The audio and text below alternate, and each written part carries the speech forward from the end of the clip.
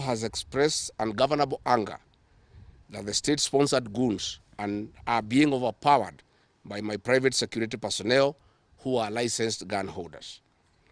President Ruto is furious that the people of Kenya have not forgotten about the Kiambaa church massacre, where children and women were tortured in the 2007 and /8 post-election violence, and is unhappy that I keep on reminding the people of Kenya of the heinous act.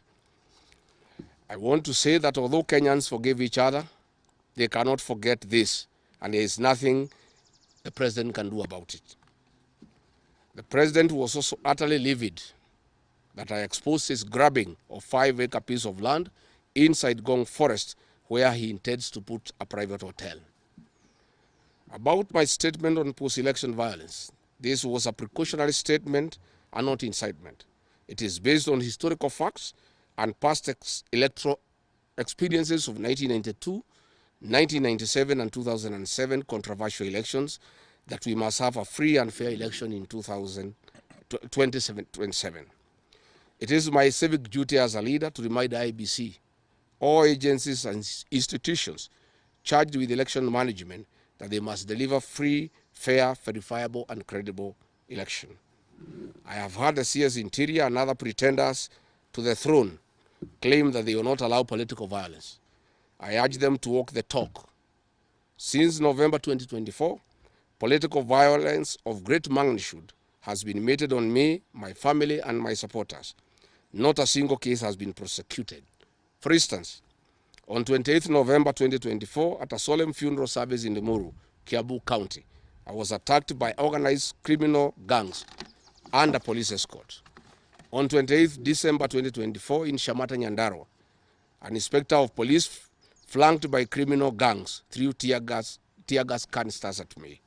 On 23rd March 2025, at ACK St. Peter's Cathedral in Nyeri, my convoy was attacked at a church compound by a non-criminal gang and a police escort. On 29th March 2025 in Naivasha town, we were attacked by the police.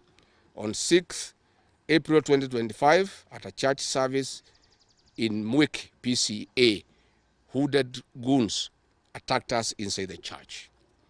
We dismiss with contempt the loose talk by CS Interior that during the DCP party unveiling, where goons dared to cause chaos were fighting for handouts from us. These were state-sponsored, but fortunately, they were overpowered by security personnel and supporters. The CS has given instructions that instead of arresting the said goons, they disarm my security personnel to give goons free access to me and my supporters in future occasions. Let it be known that our party, DCP, has organic support, and we do not pay supporters to attend our meetings the way the government is doing to people to attend their meetings. Finally, let me assure the planners of this violence that you will not stop the cause of the people of Kenya. The one-term movement and the DCP party popularity will not be stopped and will not be slowed down. The cause to liberate Kenya is not about Gachagua. All the leaders with me. Wasting time and resources to stop me is a zero-sum game. The people of the Republic of Kenya have said that lies must stop, roads must be built, corruption must stop, abductions and extrajudicial killings must stop, education and health systems must work. They are some of the things that are making the people of Kenya restless. We are putting our supporters on high alert that they have the right to express their frustrations if injustice is meted on us. My supporters and I will not be cowed or intimidated by the use of the criminal justice system to manage politics.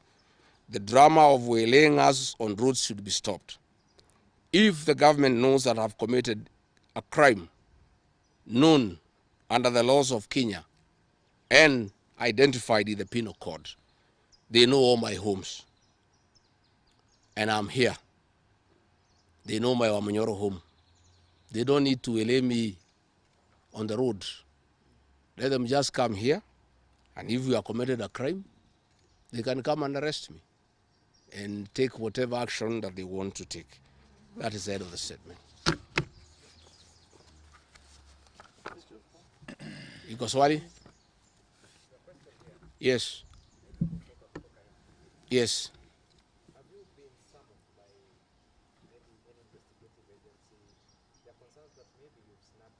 I have not been summoned by anybody, and I'm waiting if there is any summon. What happened is that they wanted to plant weapons in my convoy, and they wanted to use chemicals so that they can paralyze our brain the way they did to Kenneth Matiba. And that is why we had to take an alternative route to get here. I would have wished they came here instead of wailing us on the road and using those dreaded criminals who are responsible for abductions and extrajudicial killings. And that squad works under the Director General of the National Intelligence Service. It's 101 officers who are recruited from the administration police, and they have been given special training by the National Intelligence Service, and they are responsible for the abductions and extrajudicial killings. And that is the squad that had been planned yesterday and mobilized so that they can incapacitate me and my people. Yes.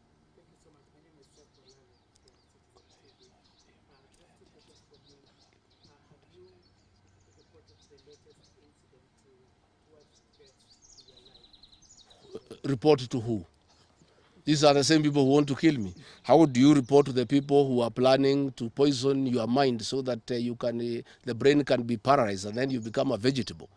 I cannot report. And I wrote to the Inspector General of Police and the Director of Criminal Investigations. Instead of answering the issues I had raised, told me to report to the next police station. Yet all these things have happened under the cover of the police. So it is useless to go and report to the police. That is why I'm talking to the people of Kenya, so that if anything happens to me, President William Ruto must be held accountable. And I want to say, when they hounded me out of office, I pleaded with my supporters to stay calm and express their displeasure by singing. That is no longer going to be the case. And my supporters have blamed me for not allowing them to stand up to intimidation and the wrong things that are being done against their leaders. Therefore, our supporters are on high alert, and they will be part of the leadership and ourselves who will be resisting impunity and intimidation by William Ruto and the government. Oh, yes.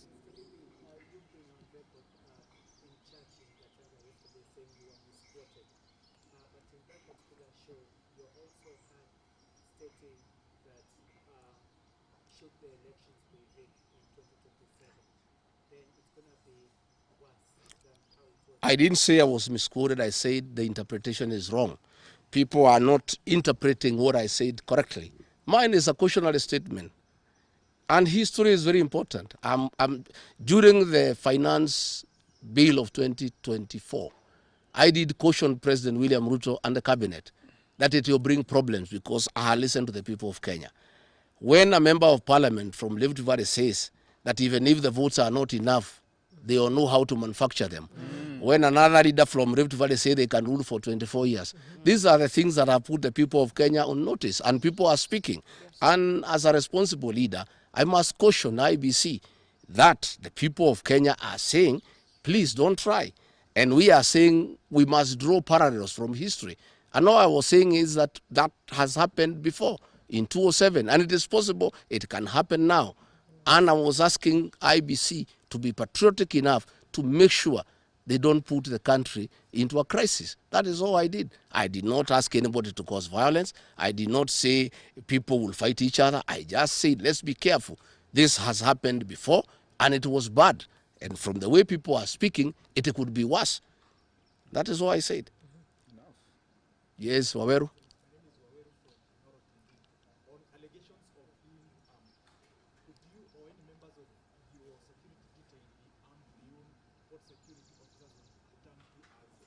No, I am a licensed firearm holder. I've been licensed as a firearm holder from 1995. Officers who helped me are licensed firearm holders within the provisions of the law. We don't carry any illegal weapons. In this country, civilians are allowed to have firearms. And since the government withdrew security around me, and there has been so many attacks against me, it was my responsibility to put up a team of civilian firearm holders to escort me around. And there's nothing that is illegal, and there's nothing that is wrong. Tumesikizana? Asanteni sana.